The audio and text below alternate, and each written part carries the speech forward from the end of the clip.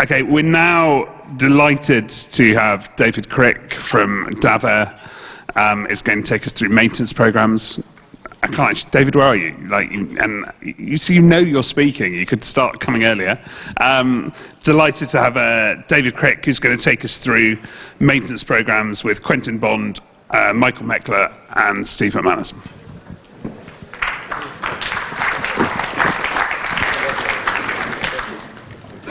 Thanks.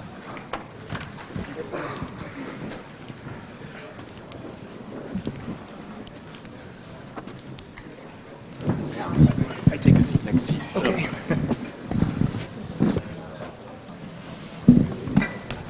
So today we're going to talk about maintenance programs and how they affect aircraft values and future reliability.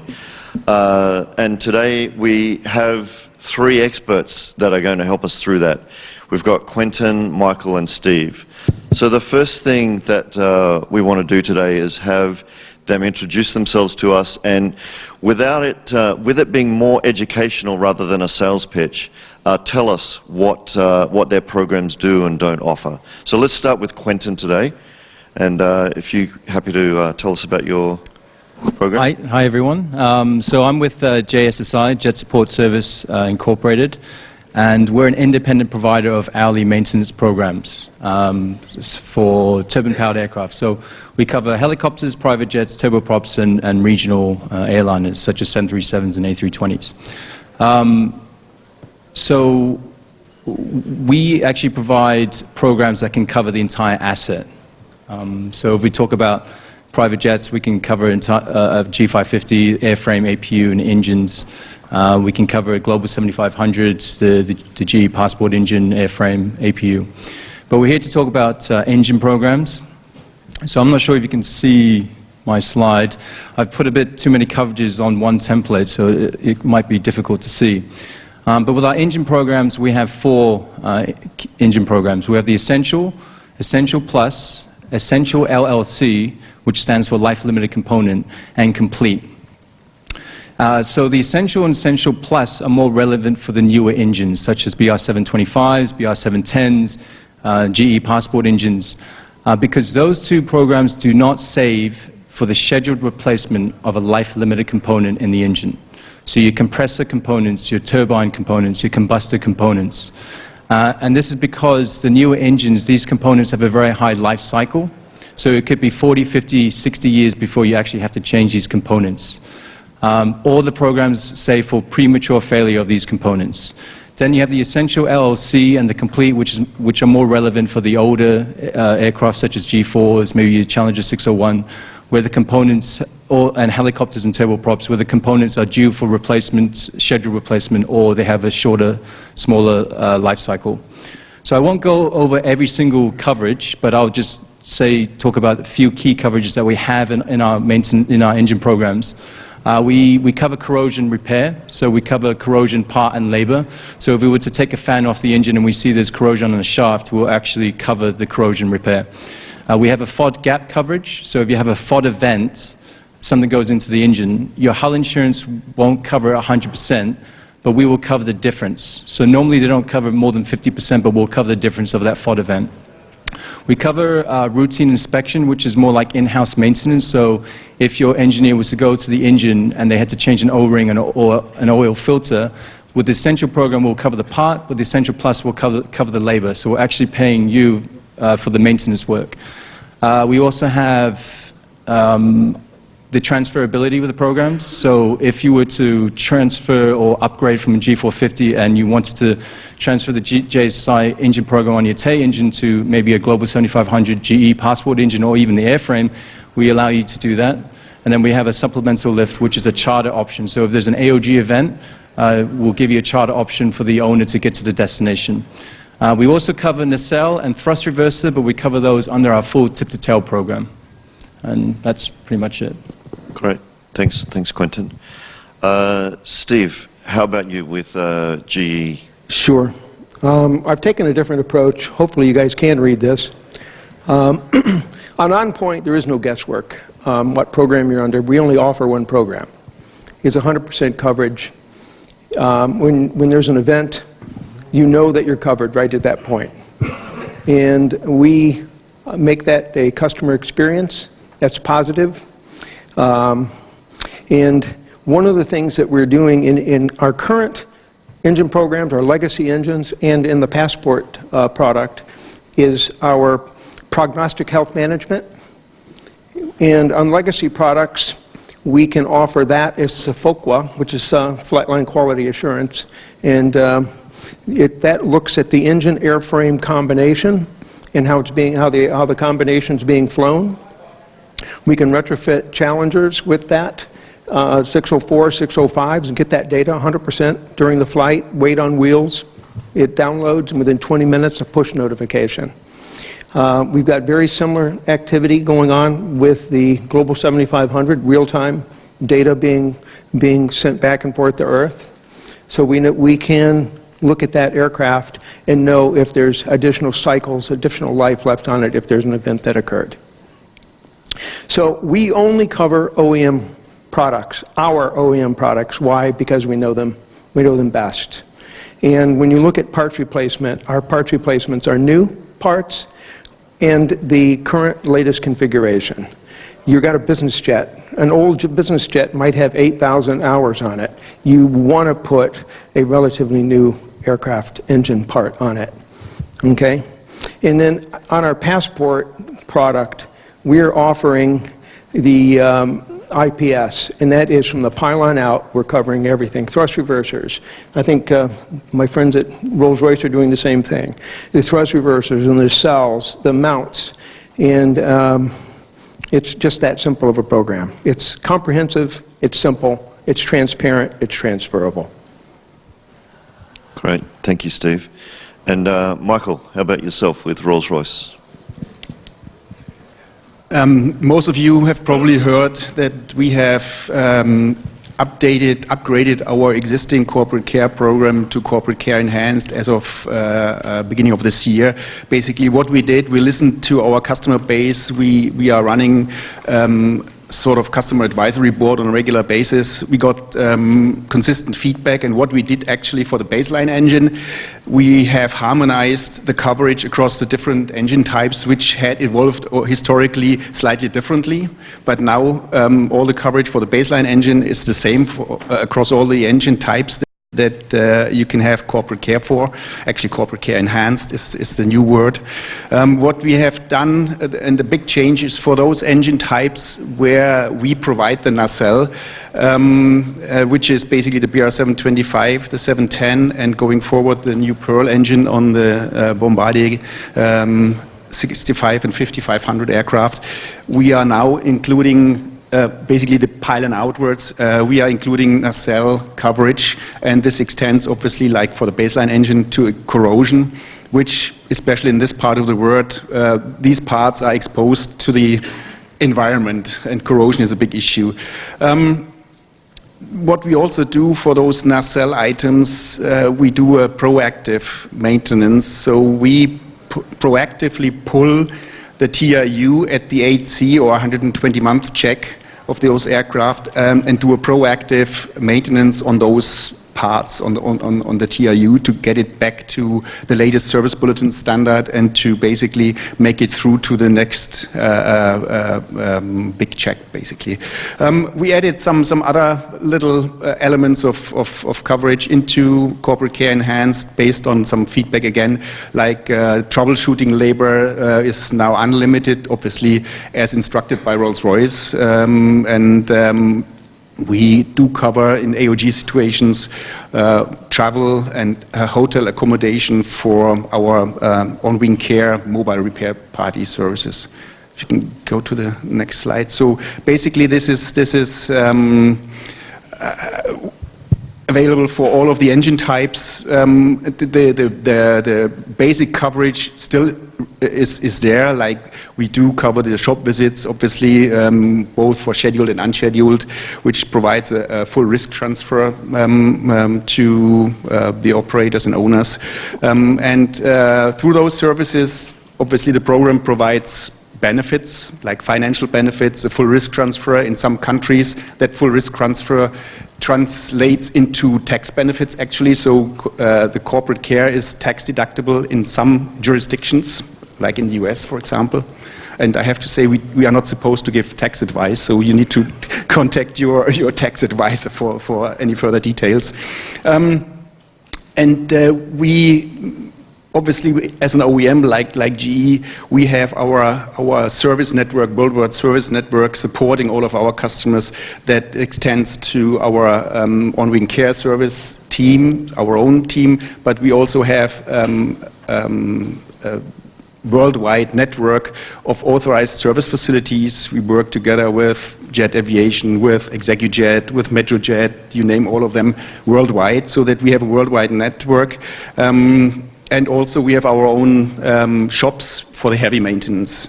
You are also supported by our regional customer manager network worldwide, which is basically the one call point of contact for US operator or owner when you have any question, any issue. And at the back end, we have a 24/7 help desk back at base, which supports the people in the field. In summary, I think we try to make it simple, one program, no options, which turned out so far to be the way to go forward, like with GE as well. So given the rollout of the enhanced, is the new customer automatically going to enhanced? Any new contract, being it an in-service aircraft that wants to come onto the program or any new delivery, this will be corporate care enhanced going forward. For any existing customers, they get the option to upgrade to the new standard. Okay. So now that we've got a bit of a clear understanding about what the programs cover or don't cover, let's talk about the value of programs. And given that we've got engines being manufactured with increasing reliability, they've got much better technology, and there's probably an expectation in the marketplace that in the standard life of an operator having an aircraft, they may never have to do an overhaul. What's the value of an engine program to these people? So new engines will still have unscheduled maintenance as well. Okay. So with BR725s, we have probably around 40 650s globally that we cover. We have never had to put a BR725 into a shop visit yet. But we've had FADEC coverage, we've had troubleshooting, we've had all these other things that we've had to cover. BR710s, we've had a few in Asia that had to go through shop visits last year. Sure, new engines will be more reliable, and it could be 25 years before you have to send it to a shop, but you still have a lot of other expenses to cover. There's also a lot of activity with, pre-owned aircraft transactions. So I guess down the line, eventually they will have to go into a shop. Right. So David, your question reminds me of that 25 years, you still have to do a lot of maintenance. And there's the story of the auctioneer that was auctioning George Washington's axe. And he said, it's true, was George Washington's axe. It had 2 heads and 3 handles, but it was once George Washington's axe. So if you think the engine that's on board that aircraft is the same engine that you started off with 25 years ago, you've had a lot of maintenance in between. You've had a lot of module work. You've had a lot of maintenance and service bulletins that are covered by programs. Okay? And there's FOD events, and who do you want managing that product but the OEM? You too.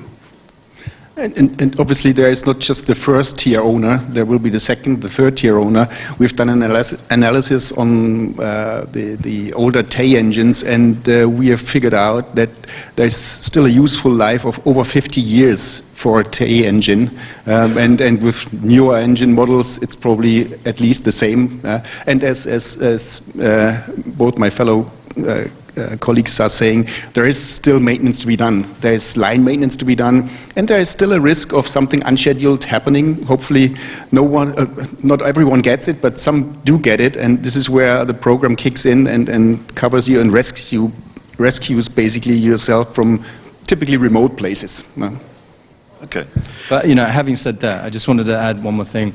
Not the engines that we were talking about on this debate at the moment, but there is another engine that we cover, and we found that at a 4,000-hour borescope inspection, it has a 100% failure rate and it has to go through a shop visit. So, who knows? There could be maybe some design issues or, so you never know until it really happens. And we're there to stabilize your maintenance costs by, taking the risk and guaranteeing your maintenance alley rate will not be more than what we quote you. So.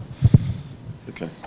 So given that it's of benefit to have an engine program for your engines, if an engine is not on a program, down the track, when we are further down the track and there is residual value questions being asked, is there a difference if an engine is not on a program to its residual value? Absolutely. I mean, you know it better, being an appraiser. I'm asking you. No, it's definitely with the engines being on the OEM program. You basically have a virtually new engine because any maintenance is covered regardless when it's happening. So virtually you have a new engine, and it definitely increases the residual value, not just of the engine, but also subsequently of the aircraft. We see that with the data that's published in Blue Book and VREF. I mean, they do publish those rates. You get the value of that because of that publication of a third party or a second party providing that information to you. It's just not GE standing up and telling you that it's a $2 million plus asset value. It's because they've done an evaluation in Blue Book and VREF and said, hey, the on-point program itself, we recognize it. We recognize that it's one program and that we can put a value behind it. Okay. And it's the simplicity of the program, having not too many options. It makes your life easier, and actually this is what the Blue Book refers to as well, is basically when your aircraft is, actually what the Blue Book does for, it says this is the value if you're on the program. If you're not on the program, you need to deduct that much money, and they give you an amount. Okay, so say we've established that an engine program is helpful, and we've established that that at the end of the residual life there is an increase if the engine has been on a program. So now let me take it further. One of you has stated that it's almost 100% new. What happens if I have two engines side by side, both on a program, and one is, say, 3 or 4 years old and the other's 15 or 20 years old? Are they worth the same? Are they the same value? Pretty much yes, because when they're on the program, the one with 15 years down the line has had many maintenance, many new parts being put in during the maintenance, and it's when it comes to heavy maintenance, it's paid up for basically, so they get that, and also the unscheduled event is covered as well. So virtually, well, actually the answer is yes, both are pretty much the same value because they are on the program. If they are not on the program, obviously different values. So it's the program, like it. Okay. So if they're not on a program, how does that play out? Well, then obviously the 5-year-old engine would be more valuable than the 15-year-old because there's more life left on the components. Okay. Okay. I think you got to look at it in twofold. It's a combination of hours and age, because as an engine ages, it gets more service bulletins, whether it has or has not been into the shop. If it's not been in the shop and it has an event, then OnPoint will cover that 100%. But you're going to have a lot more service bulletin needs, and you're going to have a lot more wear and tear. I mean, dollar for dollar, I would take the newer engine. But also, newer engines can also, it depends on where they've flown in the world, how they've been treated, and that's an important factor in looking at the value. Okay. Right. So if in the business jet market itself, what's in the different classes of aircraft, so your light, your mediums, your heavies, and your VIP airliner type aircraft, what's your level of take-up with the programs, with the various classes? I can talk only about those engines, those aircraft. It's a large ones. So we have a take-up rate of around about 70%. So of the worldwide Rolls-Royce powered aircraft, business jet aircraft, about 70% are on corporate care or corporate care enhanced going forward. And this is for new deliveries. We have a similar take-up rate as well. So we'll keep that 70% plus. Okay. So we're talking about private jets for JSSI. For Asia, we have probably around 10% light jets, 10% for super mid-size or mid-size aircraft, and then probably about 75% for our heavy long-range jets for the Asian market. And the rest would be regional or very large cabin aircraft such as BBJs and ACJs. But we cover turboprops, helicopters, and of course we cover a few airlines as well. But that would be the break for private jets for us. And we're seeing about a 70% market share across the board. Some a little more, some a little less, depending on the engine type. And do you play with turboprops at all? No. Yes. We do. Okay. So, well, for us, the PT6 engine is very popular in Asia. King Airs, Cessna Caravans, and then you're going to see a lot of deliveries, I think, with the Kodiak 100, and of course the PT6 with the helicopters. Yeah. Okay.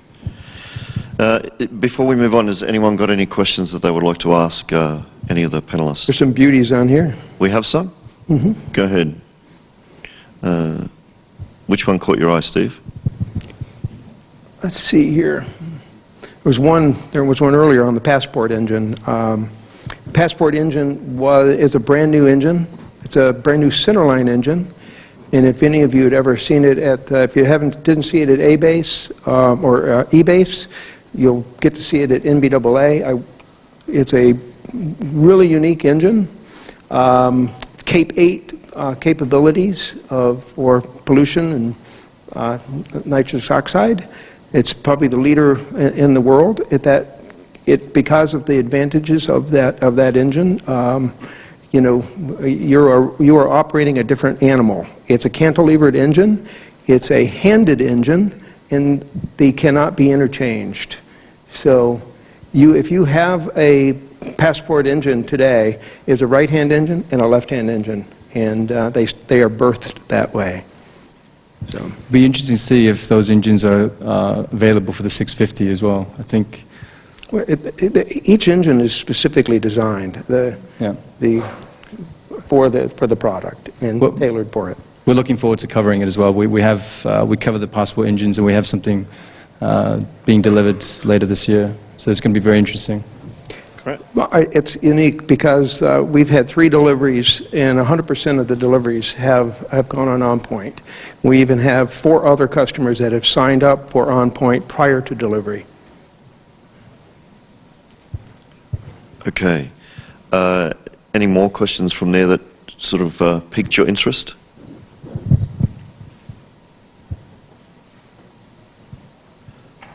Are all program subscribers paying the same rates for the same equipment?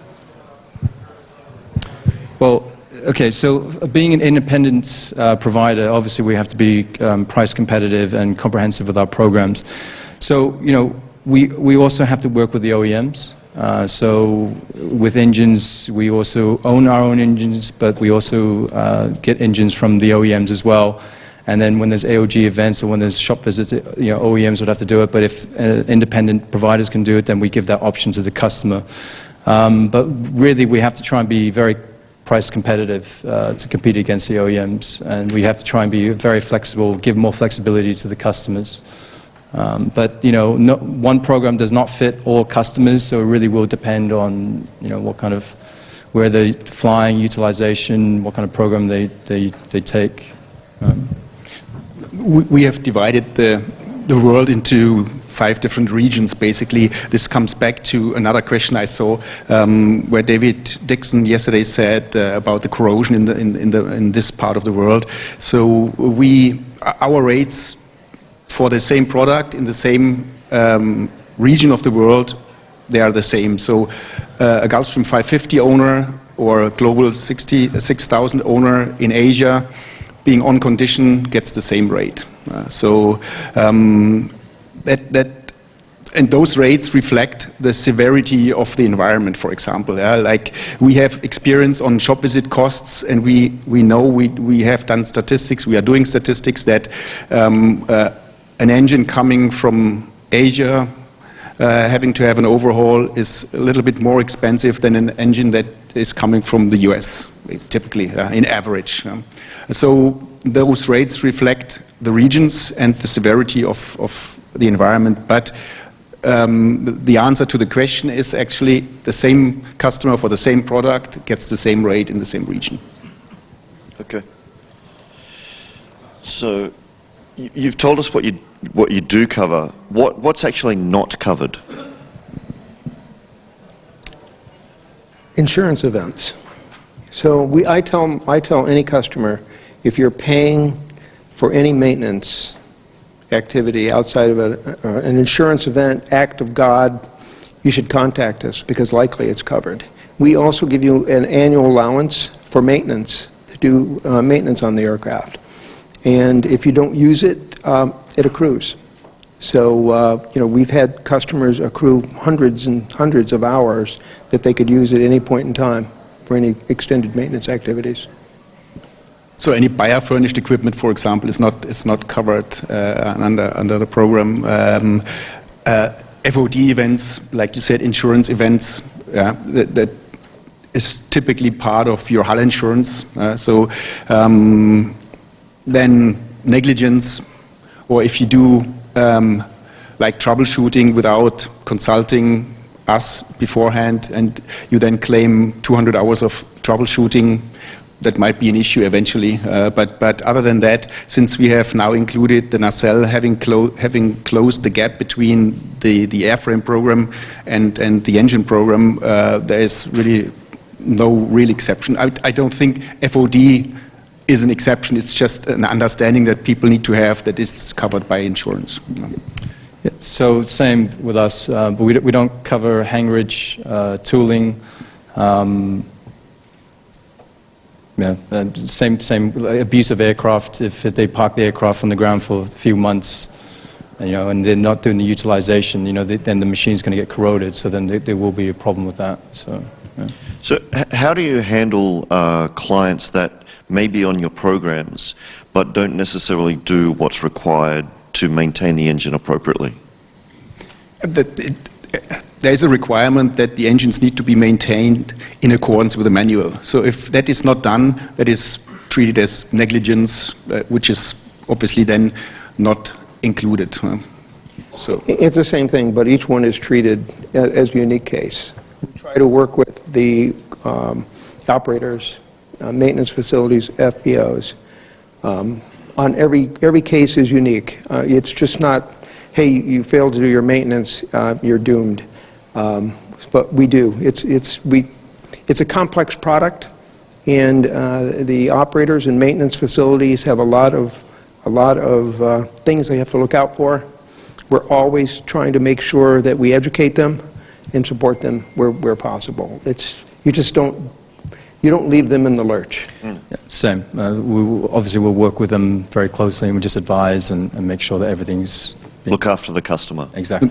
Okay. We encourage customers to use authorized maintenance facilities, which we audit on a regular basis, so we make sure that the maintenance is done properly. And do customers have to do a certain number of hours a year to have the coverage? Do they have to operate their aircraft and their engines a certain number of hours per year? Yes, our contract has a minimum utilization that we do charge, even if they fly less than the minimum, yeah. Yeah, same with us. And if you think about it, with the utilization, what we're doing is we're projecting what maintenance costs you'll have, and that is based on your utilization. But we do have a minimum figure per year. Yep, same. Okay.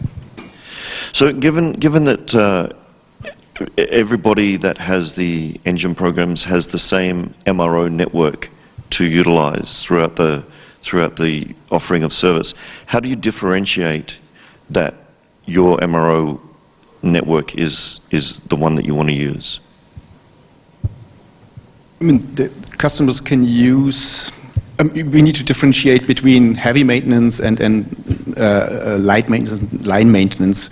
On the heavy maintenance for the Rolls-Royce engines, it will be Rolls-Royce shops anyway. So for the line maintenance, we have the authorized service facility network where we authorize facilities like, as I mentioned before, Jet Aviation, ExecuJet, Metrojet, to do the line maintenance for operators, and then that the operators will not see an invoice when they do it at authorized service facilities. And we, through auditing, we make sure that those authorized facilities work to our standard, basically.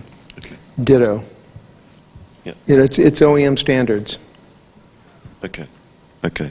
So talking about engines and the progress and the development of engines, do you see that as we progress, that we are seeing developments in engines that are reducing the amount of maintenance that's required for engines?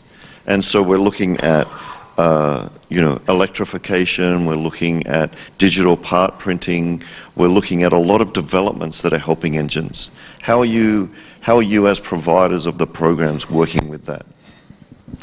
So I'm going to talk a little bit on our Passport engine. When we look at the maintenance on that, it's about prognostics. It's about taking what we know and what we learned in the design phase of that engine. And we are putting in, first of all, fail-safes. You want it to fail well early before the engine actually fails. You want to notify the customer that they've got to put that aircraft down or the engine down well before the actual event would be needed. So with those kind of prognostics, and not diagnostics, I mean prognostics is big data. And if you couple that with the SOFOQA, you can troubleshoot the engine basically in the air, depending on how your data plan works, or you can, on the legacy Challengers, you can get it weight on wheels. And recently in on a Passport Global 7500, the aircraft was flying along at about 50,000 feet, and the dual-channel FADAC, one of the FADACs got hit with a high-energy particle. We didn't know it at that moment.